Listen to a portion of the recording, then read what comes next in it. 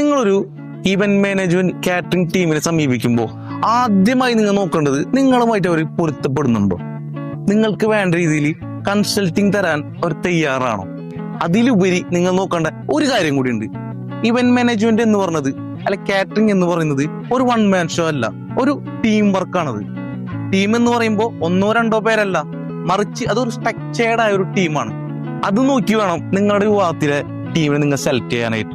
For example പറയുകയാണെന്നുണ്ടെങ്കിൽ നമ്മൾ Arabian ഗ്രൂപ്പിന്റെ നമ്മളേക്ക് ഒരു എൻക്വയറി വന്നു കഴിഞ്ഞാൽ ആദ്യം ഒരു വെരിഫൈ ചെയ്ത് കസ്റ്റമർ എലിജിബിൾ ആണെന്നുണ്ടെങ്കിൽ അവർക്ക് വേണ്ട രീതിയിലുള്ള കൺസൾട്ടിങ്ങും അവർക്ക് വേണ്ട കൊട്ടേഷൻസും കാര്യങ്ങളൊക്കെ സെറ്റ് ചെയ്ത് കൊടുക്കും.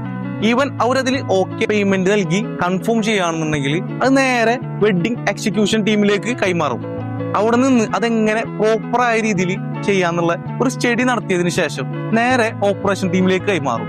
പിന്നീട് ഓപ്പറേഷൻ ടീമിന്റെ കയ്യിലാണ് പ്രൊഡക്ഷനും മറ്റു കാര്യങ്ങളും. ഈവൻ പ്രൊഡക്ഷൻ കഴിഞ്ഞ് ഓപ്പറേഷൻ ടീം നേരെ ഹാൻഡിൽ ചെയ്യുന്നത് വീണ്ടും വെഡിങ് എക്സിക്യൂഷൻ ടീമിലേക്കാണ്.